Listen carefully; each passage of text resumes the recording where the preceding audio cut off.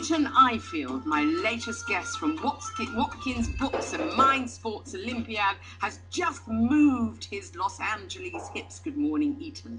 Good morning, Jenny. It's a pleasure to be here. And it's very, very, very good to have you. Now, very, very briefly, how did a decent geezer from LA end up living in Dean Street, opening up a gallery and then buying the most significant spiritual bookshop in England? Right. Well, it's been quite a spontaneous journey. I never planned to own London's oldest mind, body, spirit bookshop when I came to London 5 years ago. I came here like many other people to do a master's degree and fell in love with London. I did my master's at Goldsmiths in interactive media art, and right after I finished that, I opened an art gallery, Tender Pixel, which is located in Cecil Court right next to Watkins Books. One of my favourite courts in London town, I may say. It's just such a lovely... How many shops in that court? There are about 20 shops in the court, and the court has so much history. It used to be called Flicker Alley, and actually it was the hub of early British cinema between 1900 and 1915. All the major film companies were there before they moved to Wardour Street. You had Hepworth and Vitagraph, Biograph. In fact, this summer I put together a Flicker Alley festival to celebrate the cinematic heritage of the court. It's an amazing court. And in fact, the first Foyles was in Cecil Court, and Mozart lived in Cecil Court as well. As well as Pimlico. That boy got around, didn't he? He did get around. It was basically when he came for the first time to London with his family when he was on tour. They stayed at above a barber shop there, and yeah, he lived in Cecil Court, and there is just so much history in the court. I love it. So how did you end up buying Watkins Books? Because Watkins has been there for years and years. It's the oldest shop on the court. It's been John Watkins started the company in 1893, but Watkins Books moved to Cecil Court in 1901, and it's been continuously trading in Cecil Court. And either 19 or 21, we have both addresses now, but it's shifted its size throughout the years. But it's always been in Cecil Court, and yeah, it's the oldest shop there. And then I know that somebody from Tunbridge Wells owned it for a bit. Am I right? I don't know why I knew that. There have been several owners. But what happened? Was it facing closure then? It was, yeah. Basically, what happened was the previous owners, they had some tax issue that came up that they couldn't resolve, and they had to go into bankruptcy due to some other debts that were piling up at the same time. So basically, at the end of February 2010, they closed the shop and it went into administration. I was shocked because I was at Tender Pixel, just literally across the street. Which is across the court, yeah. And as soon as I heard about it, I was so dismayed. And my mom is an astrologer, and she loves the Bodhi Tree, which is a great bookshop in Los Angeles on Melrose. I know it. So you know, I knew there was nothing that could make my mom prouder than trying to turn around a business like that. And I said, what the heck? Let's go for it. I bid on it. I bought it from administration. I kept all the staff, and it's been just over a year and a half now. I've turned it around. We've had more sales this year than ever before. Well, now let me ask you, this is fascinating, because I'm meeting you just 1 week after the London riots. You brought in some lovely magazines, Mind, Body, Spirit. Given what's gone on in London town, are more people turning to the invisible world, to spiritual things, to, yeah? I mean, answer my question. Absolutely. Sorry, I was not used to being in the radio studio, and nodding doesn't really work. But yeah, I think that this is a time of a lot of inner reflection. People are trying to look within and be more aware and mindful. And you know, you were talking to your previous guest about setting the appropriate goals in life and how to find satisfaction and feel like you're living a meaningful life. I mean, that's so important. And I think the riots, they show us that there obviously people aren't at peace with themselves, and that there is so much for society to learn. I think that Watkins Books is a great place for that. We'll also mention the Mind Sports Olympiad, which is a board game festival that I'm organizing, which I also think is great. I think that kids need to play more board games. They need to exercise their mind, and that. Sorry. Enthusiast or expert in your particular game or skill, pit your wits against like-minded people. The 2011 Mind Sports Olympiad, MSO 15. What's that? That's right. So, yeah, MSO is the acronym for Mind Sports Olympiad. And it's the 15th year. The Mind Sports Olympiad has been going on continually on an annual basis since 1997. And I've never heard of this. Which is a shame. I'm trying to raise awareness. Last year, I volunteered to be the chief organizer, and I put it together. It was at the Soho Theatre. We had a great event. And this year, I'm organizing an even bigger event at the University of London Union on Mallet Street. And I think it's so important for people to come out and play board games. And you went to 5 events to compete for the Pentamind World title. Do people come from all over the world then? All over the world. We even had the chess team from Turkmenistan last year who are coming back this year.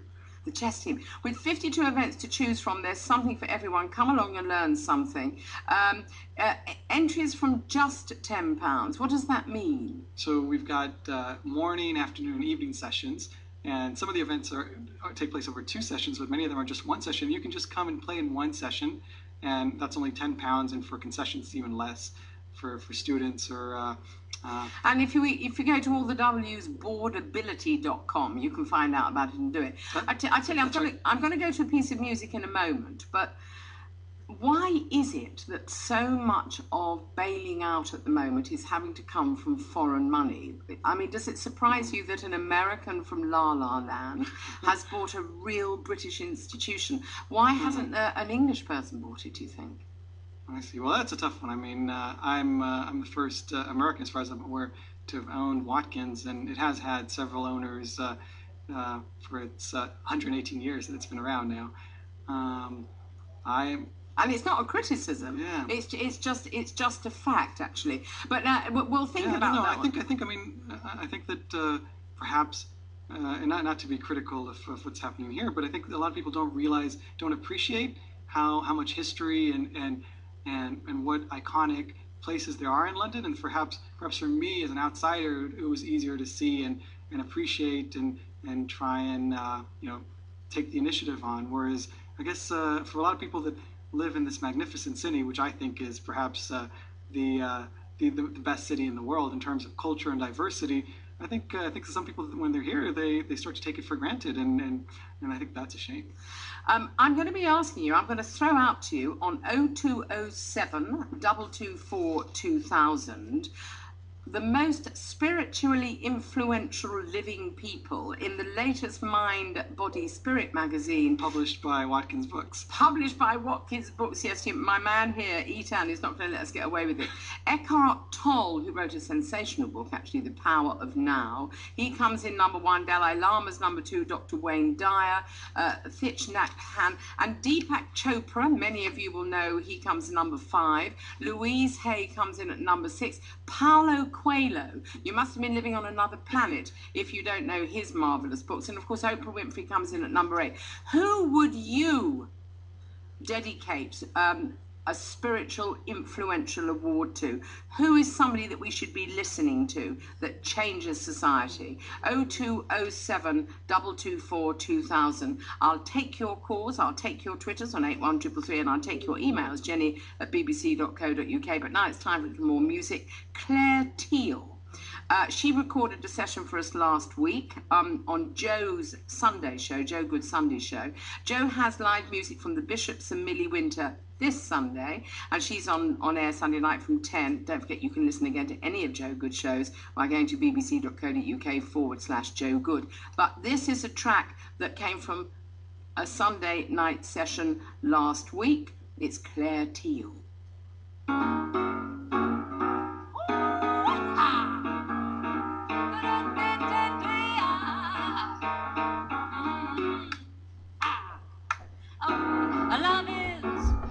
Sweetest thing, what else on earth could ever bring such happiness to your calls? Said, if somebody's just tuned in, it sounds like Radio 4 of yesteryear.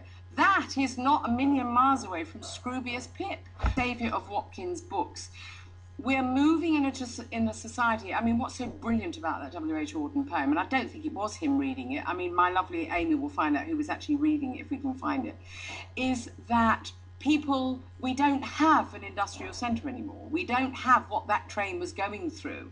And we don't have the written spoken word in the same way. People don't write to each other. At Watkins Books, you aim to bring people back to communicate with each other. What is Watkins Book? What is it full of? Absolutely. Well, first of all, I think that a bookshop in this day and age is more important than ever, as we're seeing the closure of borders and people are reading more and more content online.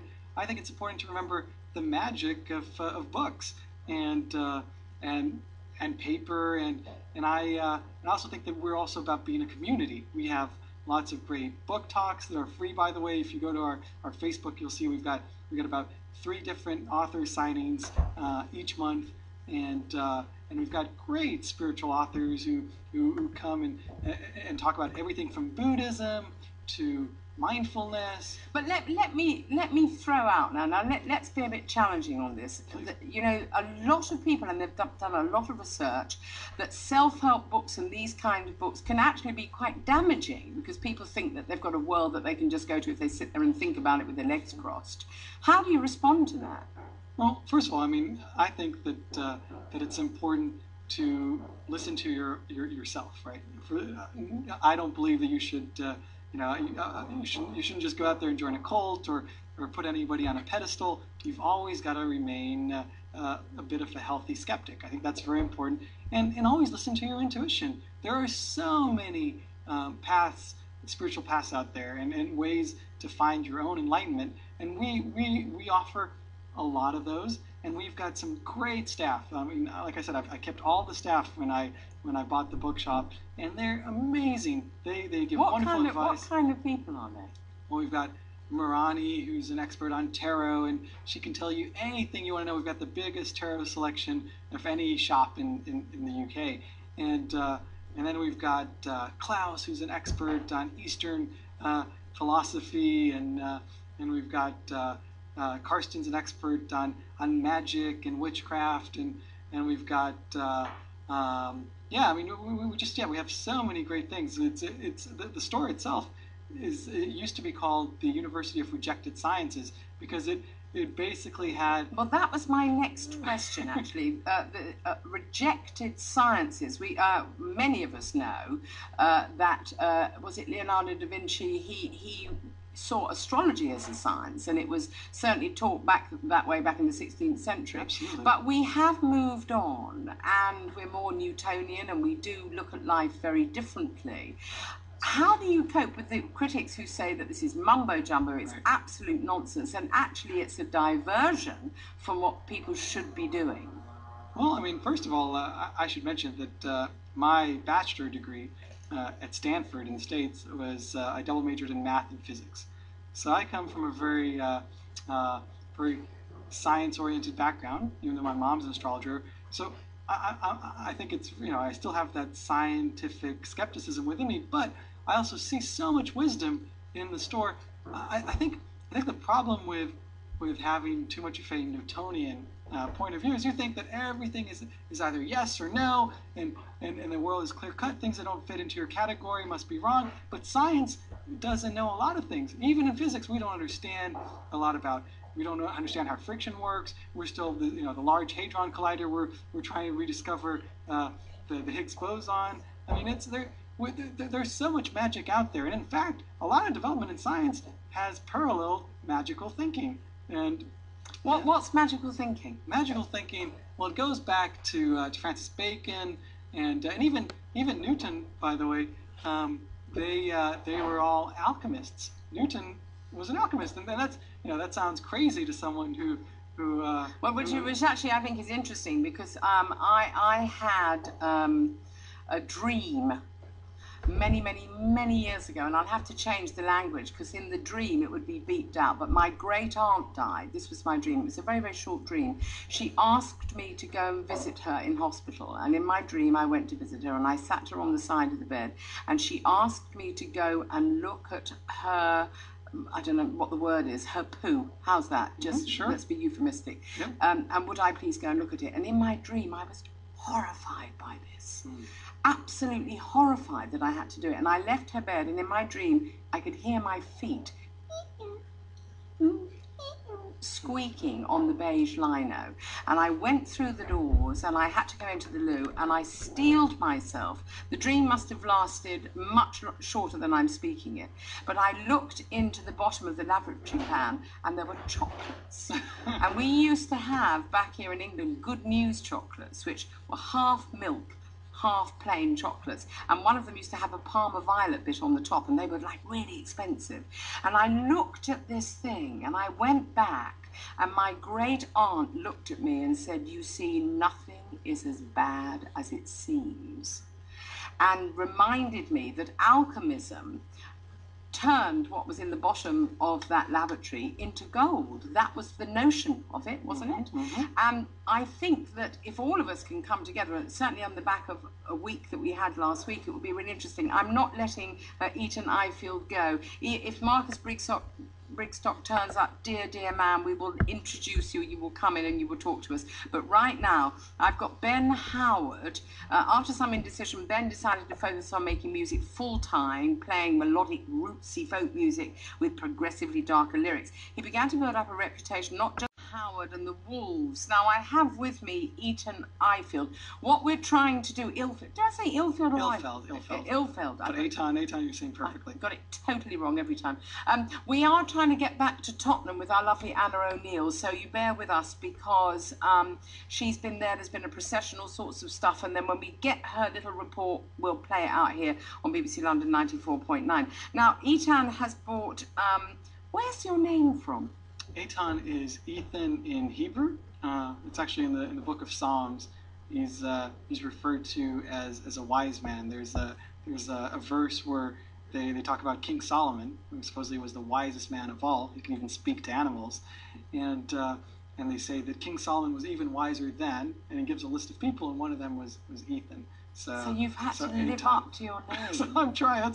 There's a big shoes to fit, so I do my best. Now, we've been talking about rejected sciences, which are astrology and alchemy and all sorts of stuff, and you've kept Watkins Books, a bookstore, open. How many people do you get? What kind of people come into your bookstore? We get lots of people. Like I said, it's London's oldest and biggest esoteric bookshop, and we get a range of people. I mean, from young people that are just, they're buying their first tarot deck to people who've had spiritual journeys in the bookshop. There are lots of people who've started in it could have been in astrology or in Sufism or Buddhism, and then they moved on to another section. And I mean, there's so much in there. It's incredible, and we've got a lot of things that aren't unconventional. We've got a great section on consciousness, which is very scientific. So anybody who's looking into self-knowledge, and after this week, which is a week after the riots that we saw in our great city, Anna O'Neill gave us one of our first last Sunday. She came to us from Tottenham, and you are back there a week later. Hi, Anna O'Neill. Tell us what's happening. Hello, Jeni Barnett. I am back there. Wreckage, obviously, always. The phoenix will rise from the embers. I've got to say goodbye to my lovely guest, Etan Ilfeld. I got it completely right. Yep. Thank you for sitting in for our lovely Marcus Brigstock, because you were only meant to be here for half an hour, but you managed to get a big plug. Now, just August the 20th, the 28th, 2011, at the University of London Union in Mallet Street, there's the 2011 Mind Sports Olympiad. You said you wanted to say one other thing about it. Please do. Yes. So in addition to Monopoly, diplomacy, poker, backgammon, Scrabble, Settlers of Catan, we also are going to have one more event on the 29th, which won't be at the University of London. It's going to be in a swimming pool, actually, at the Third Space Gym in Soho. And it's the World Diving Chess Championship, which is just like regular chess, except instead of using chess clocks, you've probably seen chess clocks, you can basically think for as long as you can hold your breath underwater. And other than that, it's regular chess. So we're going to have the World Diving Chess Championship and, lots of other great events. So look up, go to www.boardability.com and, everybody's welcome. And also, just finally, give us the spiritual map site so that people can put their stuff down? The spiritual map, if you go to watkinsbooks.com, on the menu there you can click on spiritual map at the top, and that will take you to our spiritual map. We soon are going to have an app on the iPhone and Android which will actually notify you if you're near a spiritual site, but that's coming out. That's for the future. A joy to meet you. Thank you very much for coming over from La La Land and deciding to live in London. Well, I love London, and I still think that it's got the greatest people in the world, and it's an amazing city. Thank you for that. Well, listen, you can't hurry love. We've tried to hurry things on the programme. Phil Collins, just give us a burst of not hurrying love, please.